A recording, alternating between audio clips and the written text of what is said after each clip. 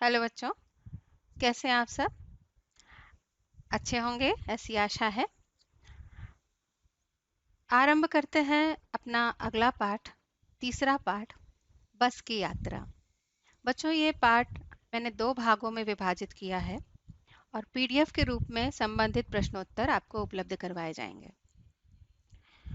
बच्चों, जीवन एक यात्रा है और इस यात्रा में भी हमें तमाम तरह से यात्रा करनी पड़ती है। यहाँ वहाँ आने जाने के लिए विभिन्न साधनों का उपयोग करना पड़ता है। कभी बस का, कभी टेम्पो का, कभी ट्रेन का, कभी प्लेन का। ऐसी ही एक यात्रा का वर्णन यहाँ लेखक हरिशंकर परसाई जी ने किया, क्योंकि हर एक यात्रा के अपने कुछ सुखद दुखद अनुभव होते हैं, कुछ खट्टी मीठी यादें होती हैं। उन्हीं यादों को एक व्यंग के रूप में प्रस्तुत किया है हरिशंकर परसाई जी ने, जो व्यंग्य विधा के महान साहित्यकार हैं।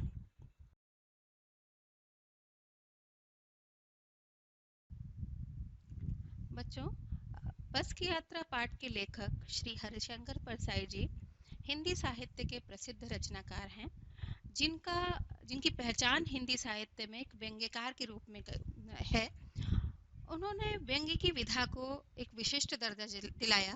उन्होंने हल्के फुल्के मनोरंजन की परंपरागत परिधि से उबार करके उसे समाज के व्यापक प्रश्नों से जोड़ा, इन समस्याओं से जोड़ा, वो समस्याएं जो एक मध्य वर्ग के लोग झेलते हैं। इस प्रकार से इन्होंने बस की यात्रा में वर्णन किया है कि ऐसे लोग जिनके पास अपने साधन हैं वो तो हंसी खुशी यात्रा कर लेते हैं, लेकिन जिनको रोडवेज की यानी कि जो परिवहन निगम की बसें हैं, यदि कभी आपने उससे यात्रा की हो तो आपको पता चलेगा कि कितनी खामियां, कितनी गंदगी होती है उसमें, कितनी अव्यवस्था होती है, समय से चलती नहीं है बसें, टूट फूट। और इस गंभीर समस्या को उन्होंने लोगों के समक्ष इतने हंसी खुशी के साथ, इतने हल्के फुल्के ढंग से प्रस्तुत किया है।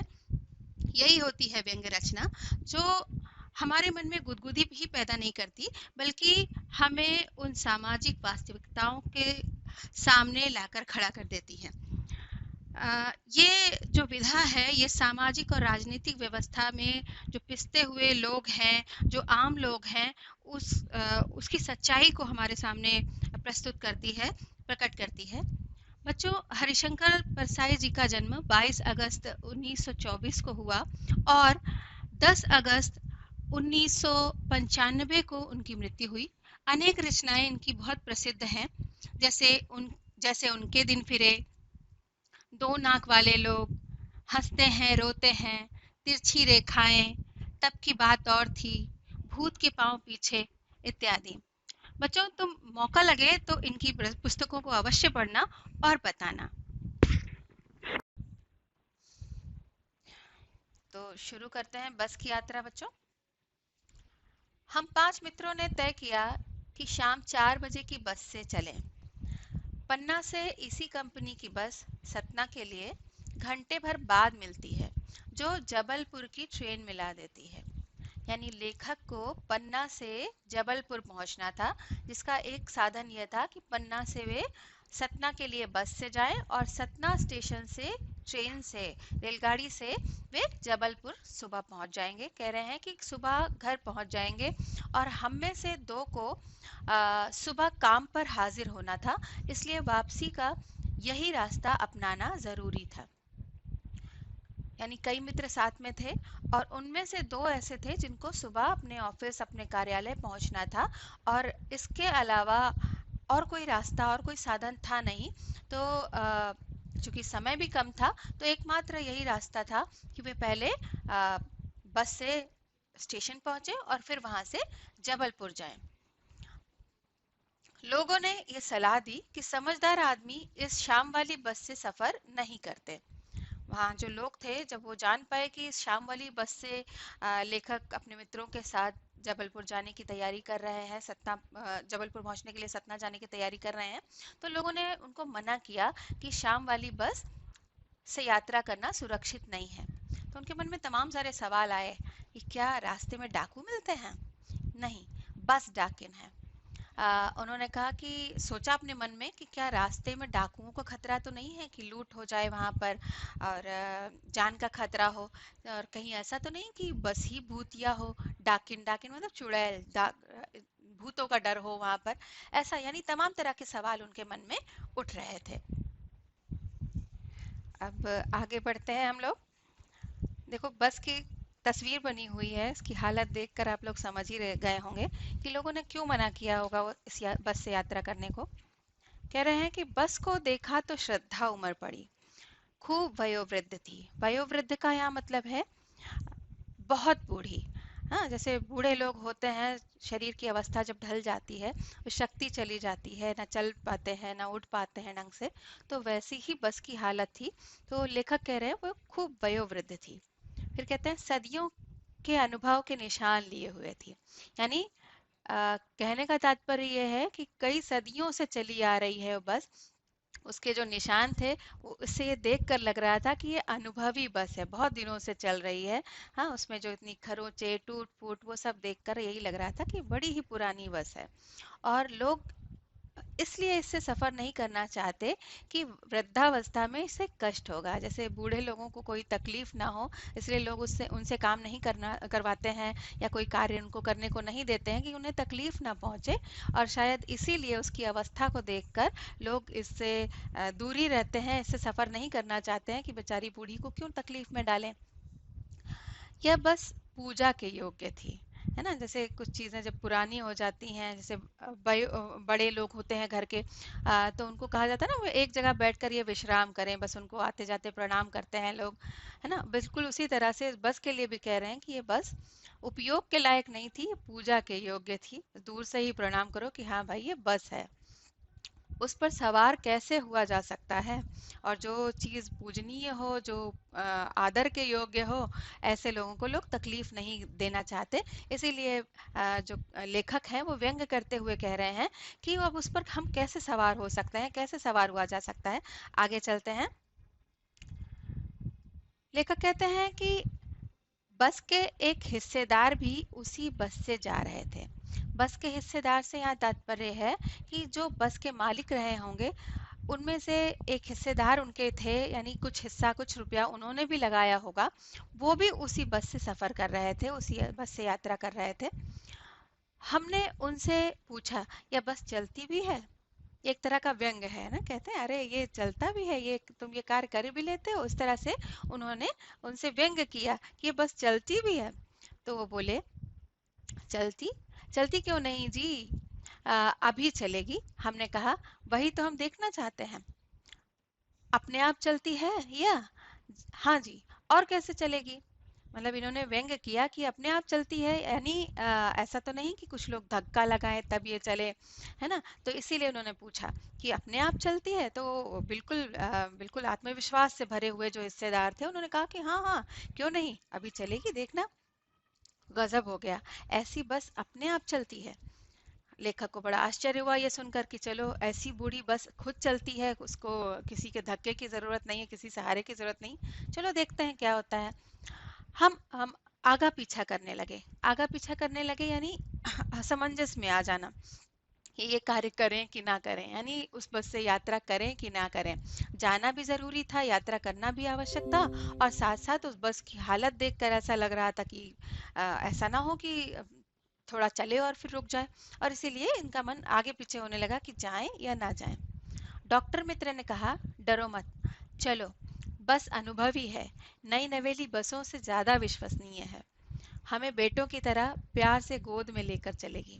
उन्होंने व्यंग किया, उनके मित्र ने जो डॉक्टर थे उन्होंने कहा कि डरो नहीं, चलते हैं, ये नई नवेली बस तो है नहीं कि जो नए नवेले लोग होते हैं, है ना, जो जिनको अनुभव नहीं होता, वो कहते हैं हम कैसे करेंगे ये कार्य, या बीच में कार्य करके भी छोड़ देते हैं कि हम नहीं कर पाएंगे, हमसे नहीं होगा। उन्होंने कहा कि ये बस अनुभवी है, और जैसे बच्चों को अपने गोद में लेकर माँ जाती है, ठीक वैसे ही ये बस हमको भी अपनी गोद में बिठाकर यात्रा पर ले जाएगी, तो डरो नहीं, चलो यात्रा करते हैं। अब उन्होंने कहा कि हम बैठ गए। जो छोड़ने आए थे वे इस तरह देख रहे थे जैसे अंतिम विदा दे रहे हैं। उनकी आंखें कह रही थी आना जाना तो लगा ही रहता है, आया है सो जाएगा, राजा रंक फकीर। आदमी को कूच करने के लिए एक निमित्त चाहिए। ये व्यंग्य छुपा हुआ है। ऐसा प्रतीत हो रहा था लेखक को कि जो लोग विदा देने आए हैं, ऐसा लग रहा है कि वो अंतिम विदा देने आए हैं, या अब मुलाकात नहीं होगी, इसके बाद शायद मिले ना मिले। और जैसे वो लोग कहते हैं आपस में, जब अंतिम यात्रा में लोग जाते हैं तो आपस में बातें करते हैं कि जिसने जन्म लिया है उसकी मृत्यु निश्चित है, चाहे वो राजा हो चाहे रंक हो। रंक का मतलब गरीब, ये विलोम शब्द है, राजा और रंक। फकीर का मतलब भी वही निर्धन ही होता है, कि जो जिसने धरती पर जन्म लिया है उसकी मृत्यु निश्चित है, तो आज नहीं तो कल जाना ही है। और आदमी को कूच करने के लिए, कूच करने मतलब प्रस्थान करने के लिए, प्रस्थान यानी ईश्वर तक जाने के लिए, स्वर्ग तक पहुंचने के लिए, यानी कहीं किसी स्थान तक जाने के लिए एक निमित्त चाहिए, एक साधन चाहिए। निमित्त का तात्पर्य यहाँ साधन से है, तो साधन चाहिए, और हो सकता है यही बस ही इनका साधन हो। और इसीलिए उन्होंने ऐसी बात कही कि इस निमित्त के माध्यम से अब चल दिए तो चलो आगे बढ़ते हैं।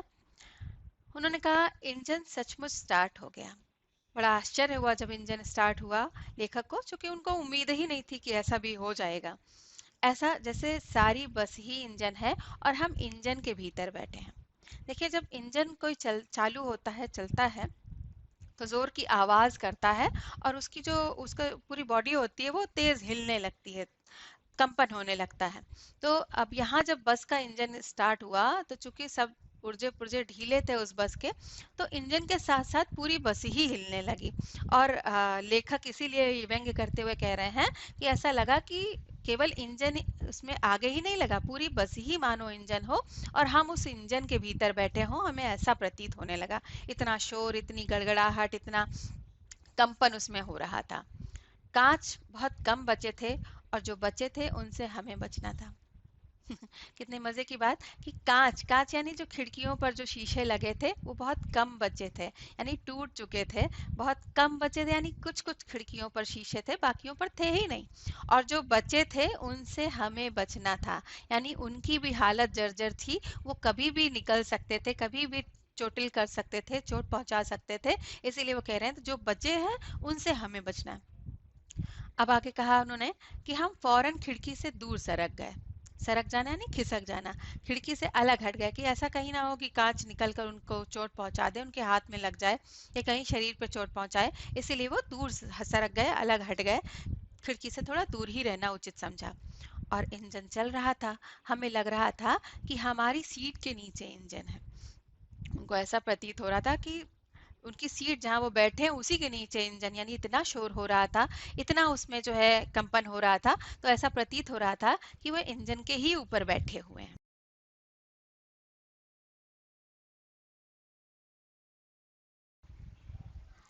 तो आगे चले हम लोग। आगे लेखक कहते हैं कि बस सचमुच चल पड़ी, और हमें लगा कि ये गांधी जी के असहयोग और सविनय अवज्ञा आंदोलन के वक्त अवश्य जवान रही होगी। गांधी जी ने सविनय अवज्ञा आंदोलन किया था, असहयोग आंदोलन किया था, यानी आज़ादी के पहले की बात हो रही है। और लेखक यहाँ व्यंग्य करते हुए कह रहे हैं कि निश्चित रूप से उस समय, यानी आज़ादी के पहले, 1947 के पहले, ये बस अवश्य जवान रही होगी, यानी नई रही होगी। उसे ट्रेनिंग मिल चुकी थी, यानी उसे भी इसी तरह के आंदोलन, असहयोग आंदोलन करने की ट्रेनिंग मिल चुकी थी, संभवतः गांधी जी या उस समय के जो लोग थे उनसे, कि किस तरह से अपनी बात मनवाते हैं, या किस तरह से हम जो है काम करने से मना कर सकते हैं। तो वो ट्रेंड थी, बस पूरी तरह से उसको इस बात की ट्रेनिंग मिली हुई थी। फिर कहते हैं कि हर हिस्सा दूसरे से असहयोग कर रहा था, यानी किसी भी हिस्से का, किसी भी पार्ट का बस के दूसरे के साथ असहयोग चल रहा था, कोई तालमेल नहीं था।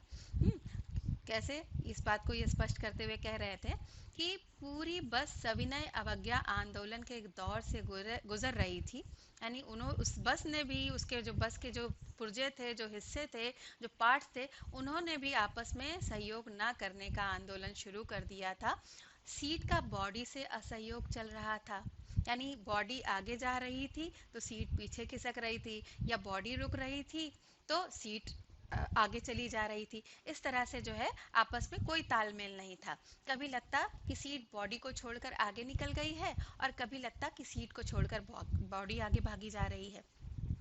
8-10 मील चलने पर सारे भेदभाव मिट गए। यानी अब शरीर जो है उसी के अनुसार ढल गया, आदत में आ गया।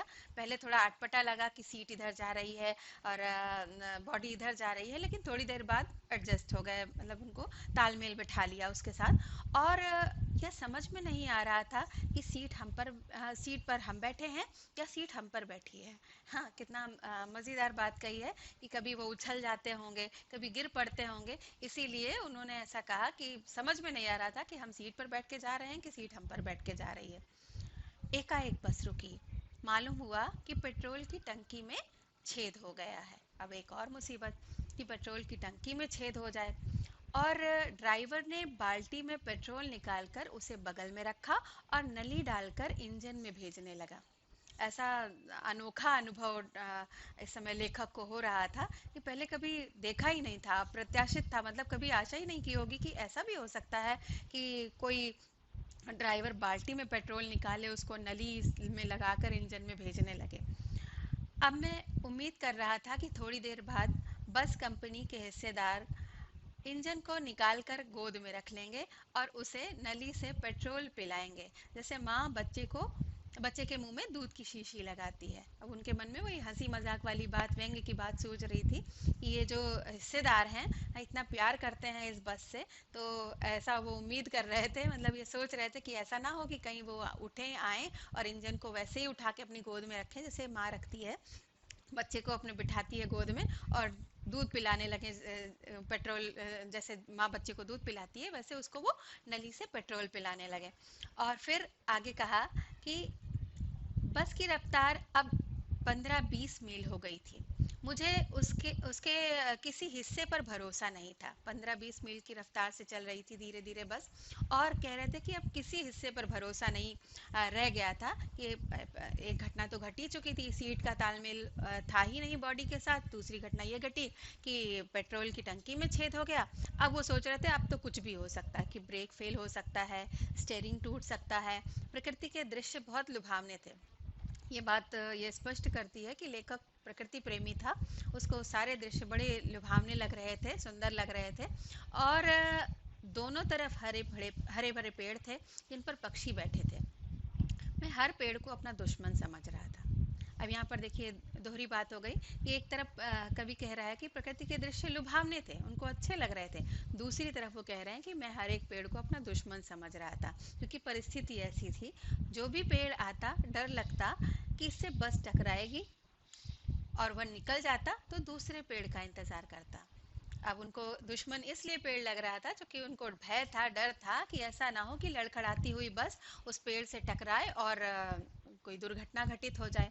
और जब निकल जाता वो पेड़, पीछे चला जाता, बस आगे बढ़ जाती, तो मन में वो शायद भगवान का शुक्रिया करते, भगवान को धन्यवाद देते कि अब बचा लिया। लेकिन फिर अगला पेड़ जैसे ही आता अगले का इंतजार करते, फिर वही भय मन में घिर आता और वही डर लगने लगता कि कहीं फिर ऐसा ना हो कि पेड़ से टकरा जाए। तो इसलिए प्रकृति प्रेमी होने के बावजूद उन्हें अपना जो पेड़ है वो उन्हें अपना दुश्मन लग रहा था। अब आगे क्या घटना घटी। झील दिखती तो सोचता कि बस गोता लगा जाएगी। हाँ, कहीं आसपास झील दिखती, कोई तालाब दिखता, तो उनको यही लगता कि ऐसा ना हो कि जो है जो बस चलती चलती उसी झील में ही गिर पड़े और गोता खा जाए, यानी डूब जाए। आगे चलते हैं। एकाएक फिर बस रुकी। ड्राइवर ने तरह तरह की तरकीबें की, पर वह चली नहीं। सविनय अवज्ञा आंदोलन शुरू हो गया था। यहाँ पर फिर व्यंग्य कर रहे हैं लेखक, क्या कह रहे हैं कि इस बार फिर से बस रुक गई और अनेक तरह की तरकीबें मतलब तमाम तरह के जो है उसमें जुगाड़ लगाए गए कि कैसे करके ये बस चल जाए, लेकिन सारी योजनाएं, सारी तरकीबें काम नहीं कर रही थी। और कह रहे हैं कि सविनय अवज्ञा आंदोलन शुरू हो गया था, यानी बस ने सहयोग करना पूरी तरह से बंद कर दिया था। कंपनी के हिस्सेदार कह रहे थे कि बस तो फर्स्ट क्लास है जी, बस इत्तेफाक की बात है।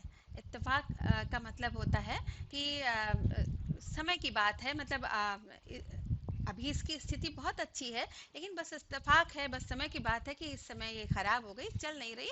ऐसी कोई कठिनाई नहीं है इसमें, ऐसी कोई मुश्किल की बात नहीं है। हो सकता चले अब ये समय की बात है कि नहीं चल पा रही है। क्षीण चांदनी में वृक्षों की छाया के नीचे वह वह बस बड़ी दयनीय लग रही थी। क्षीण क्षीण का मतलब होता है कमजोर, धूमिल, धुंधली। हल्की हल्की चांदनी बिखरी हुई थी और वृक्षों की छाया थी, पेड़ों की छाया जो है वो और गहरा गई थी, क्योंकि हल्की चांदनी रात थी। और उसके नीचे खड़ी हुई वो बस और दया का पात्र लग रही थी। हाँ, चूंकि परिस्थिति ऐसी थी, अंधेरा अंधेरा छाया हुआ था और ऊपर से वो उसकी स्थिति इतनी जर्जर थी कि उस पर दया आ रही थी लेखक को। लगता जैसे कोई वृद्धा थक कर बैठ गई हो। हाँ, ऐसा प्रतीत हो रहा था जैसे कोई बूढ़ी औरत थक हार कर चलते चलते किसी पेड़ के नीचे बैठ गई हो। वही स्थिति यहाँ पर बस की नजर आ रही थी।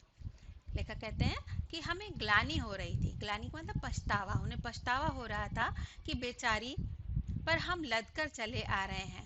अगर इसका प्राणांत हो गया तो इस बियाबान में इसकी अंत्येष्टि करनी पड़ेगी। कह रहे हैं कि हम लोग इतने सारे लोग इस बूढ़ी जर्जर बस पर लद कर आए हैं और कहीं ऐसा ना हो कि इसकी मृत्यु हो जाए। और अगर मृत्यु हो गई तो जैसे वृद्ध लोगों का की अंत्येष्टि करनी पड़ती है, अंत्येष्टि का मतलब अंतिम संस्कार, अंतिम संस्कार करना पड़ता है, तो वैसे इस बस का भी यहीं पर अंतिम संस्कार करना पड़े। फिर आगे चलते हैं। लेखक कह रहे हैं कि हिस्सेदार साहब ने इंजन खोला और कुछ सुधारा। बस आगे चली। उसकी चाल और कम हो गई, यानी चली तो बस थोड़ा बहुत सुधार करने के बाद, लेकिन उसकी चाल और कम हो गई। धीरे धीरे वृद्धा की आंखों की ज्योति जाने लगी। अब यहाँ पर आंखों की ज्योति से तात्पर्य है उसकी जो हेडलाइट्स थी, हाँ, जो जल रही थी, धीरे धीरे वो और कम होती चली गई। जैसे किसी वृद्ध की आंखों की रोशनी चली जाती है, धीरे धीरे कम होती जाती है उम्र के साथ, वैसे ही उस बस की जो हेडलाइट थी वो धीरे धीरे कम होने लगी। चांदनी में रास्ता टटोलकर वह रेंग रही थी। आगे या पीछे से कोई गाड़ी आती दिखती तो वह एकदम किनारे खड़ी हो जाती और कहती, निकल जाओ बेटी। अपनी तो वह उम्र नहीं रही। यानी जैसे कोई बूढ़ा आदमी किनारे हो जाता है, हाँ, दूसरों को जाने का रास्ता दे देता है क्योंकि उनसे आगे नहीं बढ़ सकता, उसी तरह से जब कोई दूसरी गाड़ी रास्ते से गुजरती तो बस एकदम से किनारे हो जाती और कहती कि अब तुम जाओ, अब मेरी उतनी उम्र नहीं है कि मैं तुमसे आगे बढ़ सकूं या तुम्हारे साथ कोई प्रतिस्पर्धा कर सकूं। वो खुद ही किनारे हो जाती। एक पुलिया के ऊपर पहुंचे ही थे कि एक टायर फिस करके बैठ गया, यानी टायर पंचर हो गया। पुलिया यानी छोटे छोटे नाले या कुछ ऊंचे स्थान जहाँ पर होते हैं, जिसके नीचे थोड़ा सा पानी भरा होता है, सड़क ऊपर से जा रही होती है, तो वहाँ पर छोटा सा एक पुल जैसा बना देते हैं, उसको पुलिया कहा जाता है। वह बहुत जोर से हिलकर थम गई। जोर से, चूंकि पंचर हुई थी तो जोर से उसमें हवा निकली और बस जोर से हिली और थम गई, यानी रुक गई। अगर स्पीड में होती तो उछलकर नाले में गिर जाती। जाहिर सी बात है कि कोई भी अगर गति एकदम से तेज गाड़ी चल रही हो और उसमें अचानक से ब्रेक लगे या टायर फट जाए या टायर पंचर हो जाए तो उछल जाती है गाड़ी। तो वही वो कह रहे हैं कि अगर स्पीड में होती तो उछल कर नाले में गिर जाती है। तो शुक्र है कि अच्छा था उसकी स्पीड कम थी। मैंने उस कंपनी के हिस्सेदार की तरफ पहली बार श्रद्धा भाव से देखा। वह टायरों की हालत जानते हैं, फिर भी जान हथेली पर लेकर इस बस से सफर कर रहे हैं। उस हिस्सेदार के प्रति श्रद्धा जाग उठी कि चलिए, हम तो अनजान थे कि बस की हालत कैसी है, कैसे इसके टायर घिसे हुए हैं, कैसे स्टेयरिंग टूट सकता है, कुछ भी हो सकता है, कोई भी दुर्घटना घट सकती है, इससे हम अनजान थे।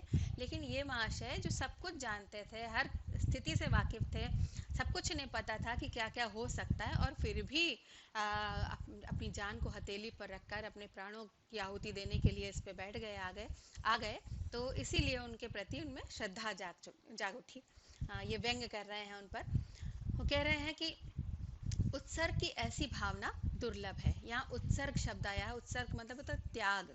तो त्याग की भावना ऐसी कहीं और नहीं देखी जा सकती। दुर्लभ है जो, यानी जो मुश्किल से मिले। ऐसा त्यागी विरागी व्यक्ति शायद ही कहीं मिले जैसा ये हिस्सेदार है। सोचा, इस आदमी के साहस और बलिदान भावना का सही उपयोग नहीं हो रहा है। इसे तो किसी क्रांतिकारी आंदोलन का नेता होना चाहिए। हंसी उड़ाते हुए कह रहे हैं कि ऐसा साहस, ऐसा बलिदान, जो उसकी भावना है, इसका अगर सही जगह उपयोग किया जाता, देश हित में इसका उपयोग किया जाता, तो शायद ज़्यादा अच्छा होता। हाँ, ये कोई आंदोलन कर सकता था, कोई क्रांतिकारी आंदोलन कर सकता था। हाँ, जिससे समाज में, देश में क्रांति लाई जा सकती थी। इसके जो गुण हैं, वो यहीं तक दबे रह गए, यहीं तक सीमित रह गए। अगर बस नाले में गिर पड़ती और हम सब मर जाते, तो देवता बाहें पसारे उसका इंतज़ार करते और कहते, वह महान आदमी आ रहा है जिसने एक टायर के लिए अपने प्राण दे दिए। मर गया पर टायर नहीं बदला। खूब हंसी उड़ा रहे हैं उसकी, कि अगर मारे जाते कहीं, भगवान न करे ऐसा कहीं हो जाता, तो भगवान ही खुद जो है, देवता जो है स्वर्ग में, खुद बाहें पसारे उनका स्वागत करते, कि एक टायर के लिए जान दे दी इस व्यक्ति ने, लेकिन आ, बदला नहीं, उस टायर को नहीं बदला। इतना कंजूस कि अपने टायर के लिए प्राण तक देने के लिए तैयार है। तो आगे चलते हैं। लेखक कह रहे हैं, दूसरा घिसा टायर लगाकर बस फिर चली। अब अपने वक्त पर पन्ना पहुंचने की उम्मीद छोड़ दी थी। पन्ना कभी भी पहुंचने की उम्मीद छोड़ दी थी। पन्ना क्या, कहीं भी कभी भी पहुंचने की उम्मीद छोड़ दी थी। यानी जिस तरह से जो बस चल रही थी, कभी टंकी में छेद हो जाता, कभी सीट उछलने लगती, कभी बस रुक जाती, कभी उसकी लाइट धीमी हो जाती, हेडलाइट धीमी हो जाती। तो बस में बैठे बैठे अब उनको लगने लगा, जिस जिस स्पीड से, जिस गति से ये बस चल रही है, जाने कब पन्ना पहुंचेंगे, या पन्ना पहुंचेंगे कहाँ पहुंचेंगे, कभी भी पहुंचेंगे। यानी हर तरह से उनके मन में निराशा छा चुकी थी कि अब बस बैठे रहना है, जाने कब पहुंचेंगे हम पन्ना, कहाँ पहुंचेंगे, पन्ना पहुंचेंगे कि बीच में ही रुक जाएगी। यानी कभी भी कहीं भी पहुंचने की उम्मीद उन्होंने छोड़ दी थी। लगता था कि जिंदगी इसी बस में गुजारनी है। यानी जितना समय बीतता जा रहा था, इतना समय लगता नहीं पन्ना से सतना पहुंचने में, इतना समय उसमें गुजर गया, तो उनको लगने लगा कि अब सारी जिंदगी लगता है इसी बस में बैठे बैठे जाएगी, और इससे सीधे उस लोक को प्रयाण कर जाना है। यानी उस लोक को प्रयाण करना है, यानी स्वर्ग लोक को चले जाना है, मृत्यु हो जाना है। यानी उनको लगने लगा कि अब बैठे बैठे हम इसी बस में ही मर जाएंगे, जिंदा रहते रहते तो हम अब सतना नहीं पहुंचने वाले। इस पृथ्वी पर उसकी कोई मंजिल नहीं। हमारी बेताबी, तनाव खत्म हो चुके थे। इस पृथ्वी पर उसकी कोई मंजिल नहीं, मतलब इस बस को कहाँ जाना है कुछ पता नहीं, पता नहीं कब पहुंचे भी ना पहुंचे। यानी हर तरह से उसका लक्ष्य कहाँ है, कहाँ जाना है, वो निराश हो चुके थे, हताश हो चुके थे। अब वो कह रहे हैं कि अब बिल्कुल शांत होकर, बिना किसी भावना के, एकदम जितनी बेचैनी थी, जितनी हड़बड़ाहट थी, जो स्टेशन पहुंचने की जो जल्दी थी, वो सब कुछ अब दूर हो चुकी थी। अब मन बिल्कुल शांत हो गया था। वो कह रहे हैं, हमारी बेताबी, तनाव खत्म हो चुके थे। हम बड़े इत्मीनान से घर की तरह बैठ गए, चिंता जाती रही। यानी जब उम्मीद ही छोड़ दी समय पे पहुंचने की, तो हर तरह की चिंता खत्म हो गई, और जितने भी यात्री थे वहाँ के, सब आपस में हंसी मजाक करने लगे, खुश होकर वहाँ पर बैठ गए, क्योंकि अब चिंता करने का कोई लाभ होने वाला दिख नहीं रहा था। तो ये एक व्यंग्य था परिवहन निगम की बसों के ऊपर, जिसको हरिशंकर परसाई जी ने इतने रोचक ढंग से आपके सामने प्रस्तुत किया। बच्चों, पाठ के माध्यम से लेखक ने सार्वजनिक परिवहन जैसे बस, ट्रेन इत्यादि के साधनों की दुर्दशा तथा संबंधित अधिकारियों और कर्मचारियों की लापरवाही के कारण आम लोगों को होने वाली असुविधा की ओर ध्यान आकर्षित किया है। परिवहन की असुविधा से होने वाली परेशानियों को लेखक ने व्यंग्य के माध्यम से बड़े ही सटीक और प्रभावशाली ढंग से प्रस्तुत किया है।